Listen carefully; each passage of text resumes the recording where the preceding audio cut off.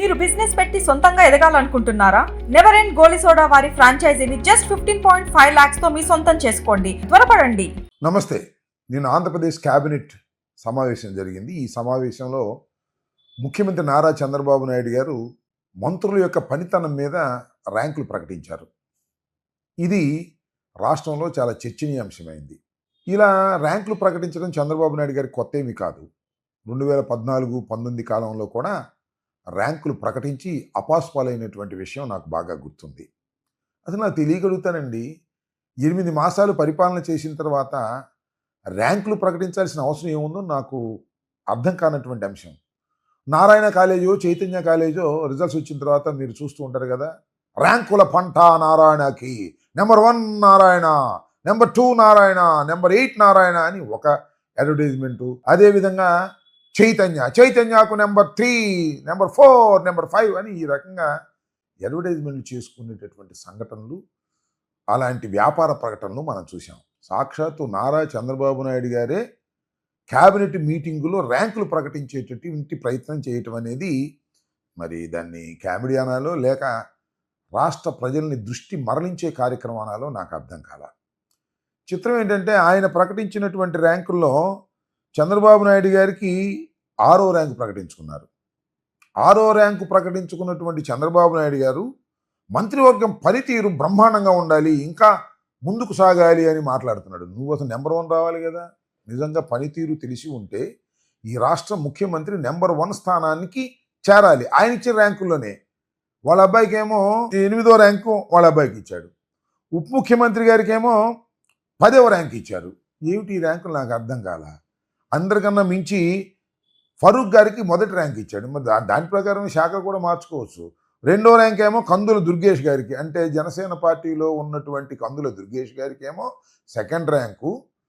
ఎవరి పేరు మీద అయితే కందుల దుర్గేష్ గారు గెలుపొంది క్యాబినెట్లోకి వచ్చారో ఆయనకేమో 10వ ర్యాంకు ఇచ్చేటటువంటి ప్రయత్నం చేశారు. ఈ ర్యాంకుల పిచ్చి ఏమిటో, దీని ఆర్భాటం ఏమిటో నాకైతే అర్థం కాల. వాసంశెట్టి సుభాష్కి ఎందుకంటే చంద్రబాబు నాయుడు గారు పాపం ఆయన మొట్టమొదటి నుంచి చాలా వ్యతిరేకం ఉన్నాడు. ఆయనకేమో 25వ ర్యాంకు. పయ్యావుల కేశవులు చాలా సీనియరు, ఒక విధంగా అందరికన్నా కొద్దిగా సమర్థవంతమైనటువంటి పరిపాలన అందిస్తాడని ప్రజలు భావిస్తున్నటువంటి వ్యక్తుల్లో ఒకరు. ఆయనకేమో 24వ ర్యాంకు.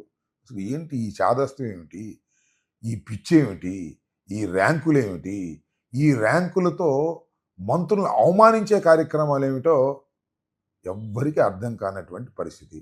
అదేమంటే చంద్రబాబు నాయుడు గారు సుదీర్ఘ రాజకీయ జీవితం ఉంది, 40 సంవత్సరాలు పరిపాలన చేసినటువంటి, 40 సంవత్సరాలు రాజకీయ అనుభవం ఉన్నటువంటి వ్యక్తి అని ఉన్న సొరకాయలు కోసినట్టుగా కోతలు కోసేసే కార్యక్రమం పత్రికలన్నీ, ముఖ్యంగా ఎల్లో మీడియా చేస్తున్నటువంటి విషయం మనందరికీ కూడా తెలుసు. ఈ విధంగా చంద్రబాబు నాయుడు గారు ర్యాంకులు ప్రకటించారు. ప్రజలు ఏ ర్యాంక్ ఇస్తున్నారు? చంద్రబాబు నాయుడు గారికి ప్రజలు ఏ ర్యాంక్ ఇచ్చారు ఈ 8 మాసాల్లో? దాన్ని తెలుసుకోగలరా? మీరిచ్చినటువంటి సూపర్ 6 అన్నీ కూడా సూపర్ చీట్ చేశారు. ఒక్కటి కూడా సక్రమంగా అమలు చేయలేదు. ఇచ్చినటువంటి వాగ్దానాలన్నింటినీ కూడా చెత్తబుట్టలో వేసేశారు. అదేమంటే రాబోయే కాలంలో మేము వాటిని పరిశీలిస్తామనేటువంటి ఒక దొంగ మాటలు చెప్పేటటువంటి కార్యక్రమం చేస్తున్నారు మీరు. ప్రజలు మీ 8 మాసాల పరిపాలనకి ఇచ్చిన ర్యాంకు ఏంటో మీరు తెలుసుకోవాలని ఈ సందర్భంగా నేను చంద్రబాబు నాయుడు గారికి చెప్పదలుచుకున్నాను.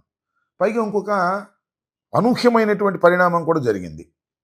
ఈ క్యాబినెట్ సమావేశానికి 10వ ర్యాంకు సాధించినటువంటి డిప్యూటీ సీఎం పవన్ కళ్యాణ్ గారు మాత్రం రాలేదు. ఎందుకు రాలేదో తెలియదు. అనారోగ్య కారణాల వల్ల రాలేదనేటువంటి ఒక ప్రకటన మాత్రం పత్రికల్లో మనం చూస్తున్నాం. దానితో పాటు సింగపూర్ వెళ్ళాడు అనేటువంటి మాట కూడా మనం వింటున్నాం. ఏది వాస్తవమో ఏది అవాస్తవమో ఒక కన్ఫ్యూజన్ స్టేజ్లో ప్రజల్ని పెట్టవలసినటువంటి అవసరం ఉప ముఖ్యమంత్రి గారికి ఉందా అని నేను అడుగుతా ఉన్నా.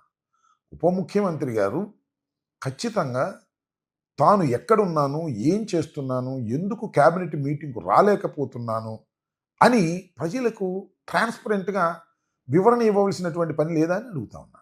ఎందుకు వివరణ ఇవ్వడానికి భయపడుతున్నారు? మన సినిమా షూటింగ్లో ఉండి అసత్యాలను చెబుతున్నారా?